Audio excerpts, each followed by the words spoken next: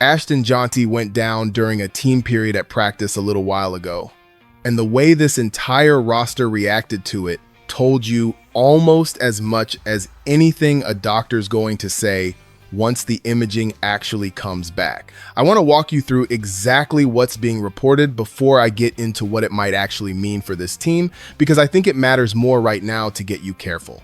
Accurate information than to sit on this for hours while speculation runs wild everywhere else online. That also means some of what I'm about to lay out carries real uncertainty attached to it. And I'll stay up front every step of the way about what's confirmed reporting versus what's still just a theory floating around.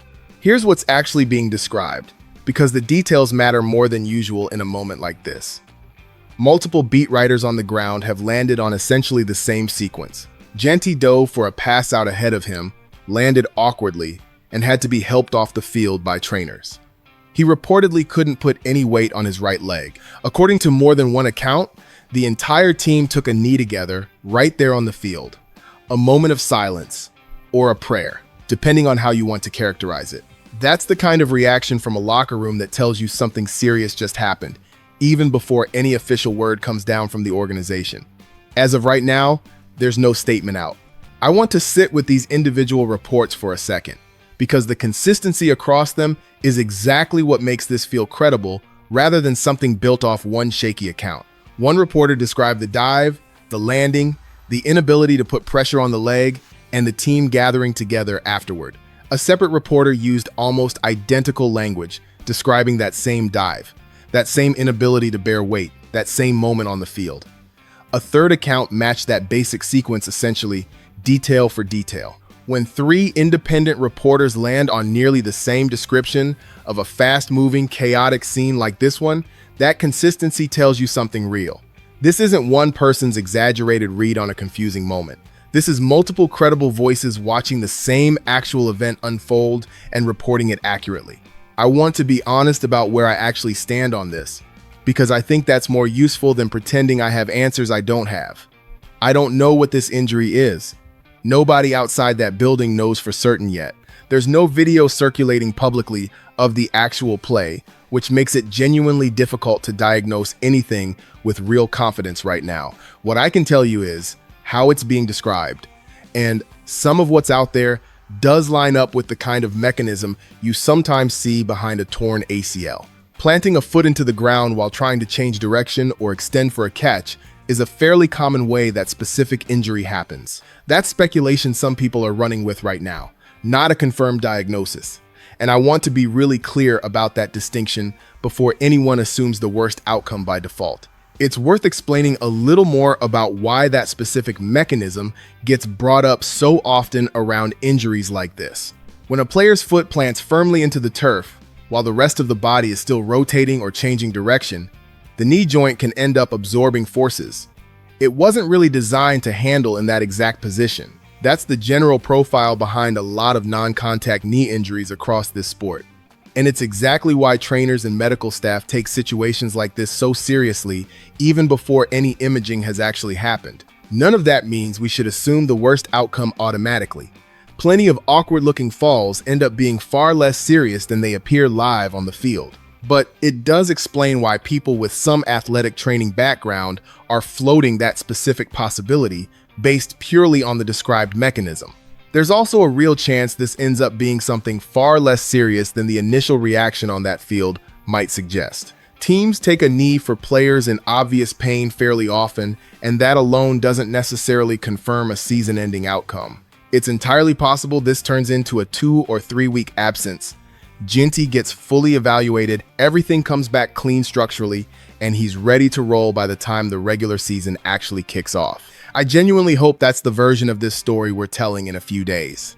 I've seen plenty of practice field reactions over the years that looked absolutely devastating in the moment. Teammates visibly shaken, trainers sprinting out before the player's even fully down, and the actual diagnosis ends up being something manageable.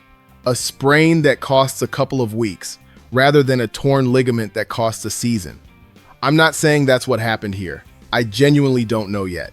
But it's worth remembering that the emotional temperature of a scene like this one doesn't always map cleanly onto the eventual medical reality. And jumping straight to the worst case outcome before any imaging has even happened does nobody any favors, least of all the player himself. One thing I noticed while pulling all of this together is that several different reporters put this information out at essentially the same time, using very similar language to describe what happened. That's worth flagging, because it suggests the organization may have specifically asked reporters to hold this until a certain point, rather than reporting it the moment it actually occurred.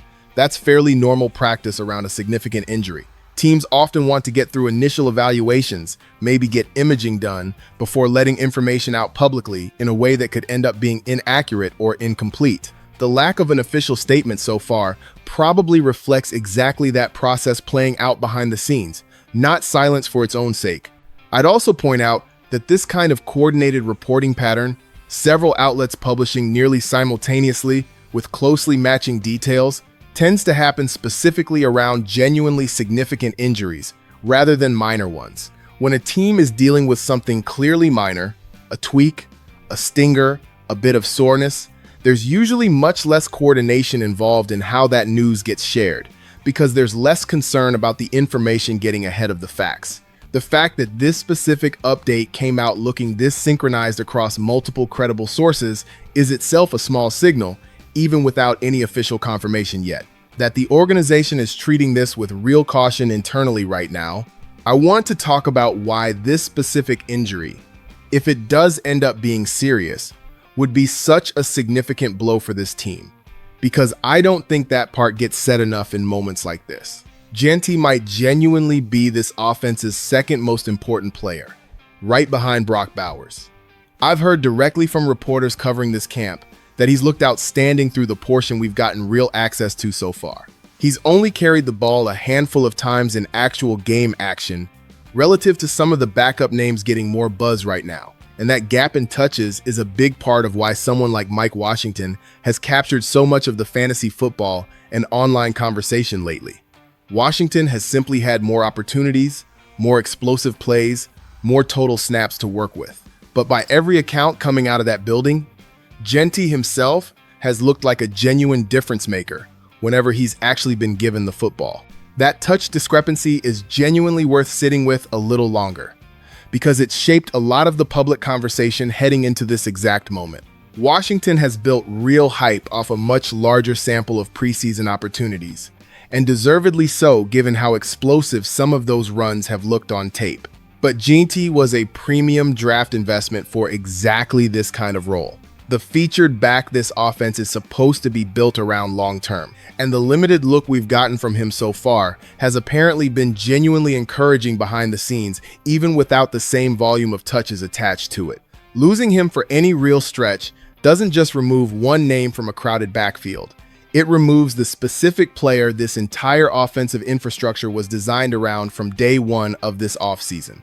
It's also worth remembering the context of the offensive system this team is currently running. Clint Kubiak has built his reputation around schemes where the running game sets up literally everything else happening downstream. Every back who's played in a system like this one tends to find real success, because play action, bootlegs, all of it depends entirely on a defense actually respecting the run first. If that respect isn't earned through a legitimately dangerous ground game, none of the play action concepts built on top of it carry the same weight or the same threat level. Jeanty was set up to be a genuine centerpiece of that entire operation this season, arguably even more central to it than Bowers, specifically because the run game is the engine this whole offensive identity actually runs on. Take away the threat of a featured back who can consistently punish a defense for playing too passively up front, and suddenly every downfield shot, every bootleg, every play action concept this staff has spent all offseason installing loses a meaningful chunk of its effectiveness simply because the defense no longer has to respect what's happening on the ground first. Let's talk through what actually happens if this ends up sidelining him for an extended stretch, because that's the practical question that matters most for how this roster shapes up heading into the season.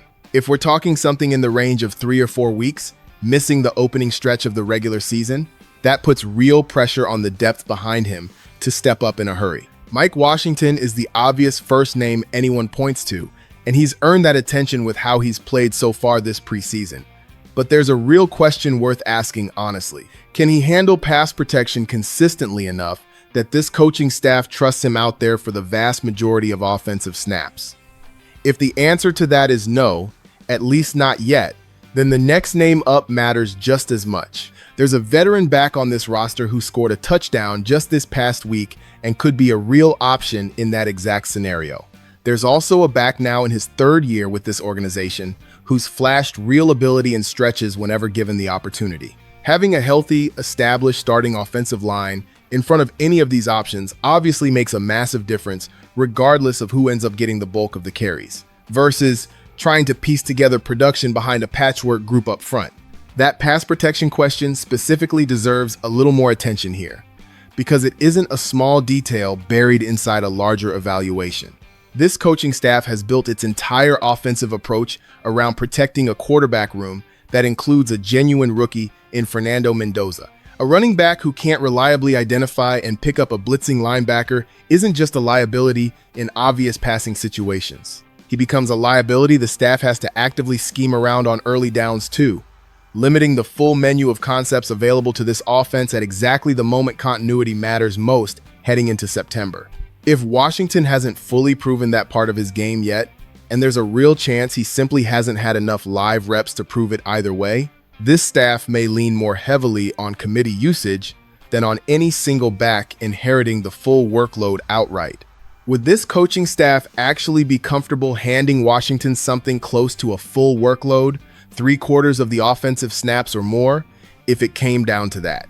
Does he currently know his protection responsibilities well enough within this specific scheme to earn that level of trust from a staff that's clearly building its offensive identity around keeping its quarterback upright at all costs? Those are legitimate questions with no confirmed answers yet, and it's genuinely too early in this specific situation to pretend otherwise.